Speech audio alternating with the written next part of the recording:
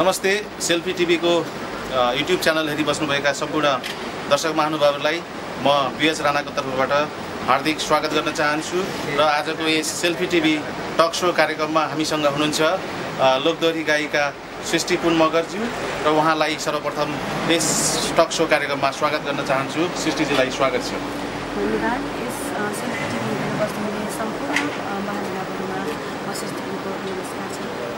अनि नेपालमा यहाँको घर चाहिँ एकपल्ट बताइदिनुहोस् न। मेरो घर पाण्डवखानी छ, बागलुङमा पर्छ। यहाँले दोहा कतारमा कस्तो खालको दर्शकहरू पाउनुभयो?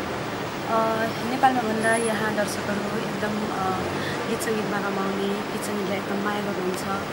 विदेशमा भन्दा यहाँ के अरे नेपालमा भन्दा विदेशमा आएर मैले धेरै दर्शकहरूको माया पाएकी छु, एकदम खुसी लागेको छ। धन्यवाद। गीत सङ्गीतको क्षेत्रमा यहाँ लोकदोहोरी विधालाई अगाडि बढिराख्नु भएको छ र यस क्षेत्रमा लागेको कति वर्ष भयो यहाँको? म यो लोक सङ्गीतमा लागेको धेरै भएको छैन, भर्खर 3 वर्ष जति भयो, तर पनि दर्शकहरूको माया एकदम धेरै पाएको छु, खुसी छु एकदम। जे चर्चित नै हुनुहुन्छ, त्यसैले त कतारसम्म कार्यक्रमको लागि यहाँलाई निम्तो गयो र आउनु पनि भयो र कार्यक्रमलाई सफल पनि बनाउनु भयो। त्यसको लागि आयोजक कमिटीलाई, आयोजक टिमलाई यहाँले केही भन्न चाहनुहुन्छ कि? यस नेपाल मगर सङ्घ शाखा कतारलाई धेरै धेरै धन्यवाद दिन चाहन्छु र मलाई सहयोग गर्नुहुने पाण्डवखानी सम्पर्क समाज दोहा कतारलाई पनि धेरै धेरै धन्यवाद दिन चाहन्छु। हजुरहरूले हामी जस्तो नयाँ नवकलाकारहरूलाई एउटा हौसला प्रदान गर्नुभएको छ, एउटा स्थान दिनुभएको छ, थुप्रै ठाउँमा चिनाउने एउटा प्रयास गर्नुभएको छ। यो प्रयासलाई हजुरहरूले जारी राख्नुहोला। हामी जस्तै पिछडिएका धेरै कलाकारहरूलाई हजुरहरूले स्थान दिने एउटा काम गरिराख्नुहोला। म एकदम धेरै खुसी छु हजुरहरूले यहाँसम्म ल्याउनुभयो। कार्यक्रम पनि एकदम रमाइलो भयो, भव्य सभ्य भयो होला, पक्कै पनि दर्शकहरू रमाउनु भयो होला भन्ने एउटा अपेक्षा गरेकी छु। र यस दोहा कतारमा आइपुग्दा मैले धेरै नेपालीहरूको दुःख पीडा पनि देखेकी छु र त्यो देख्दाखेरि एकदम मलाई अलिकति नरमाइलो पनि लागेको छ। र हजुरहरूले यस कार्यक्रममा जुन रकम प्रदान गर्नुभएको छ त्यो रकमले मैले खेर जान दिएको छैन।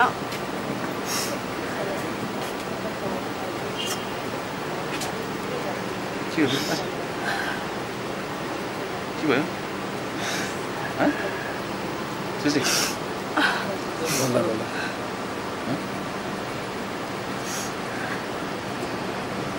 के भयो?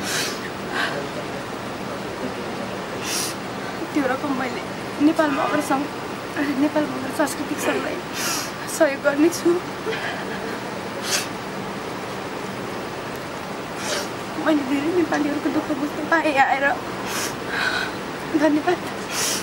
एकदमै सृष्टिपुन एक्कासी एकदमै भावुक हुनुभयो र उहाँ आज नेपाल फर्किँदै हुनुहुन्छ र उहाँको नेपालसम्मको यात्रा अत्यन्तै सफल रहोस् र यहाँको साङ्गीतिक भविष्य अझै उज्जवल हुँदै जाओस् भन्ने कामना पनि गर्न चाहन्छु।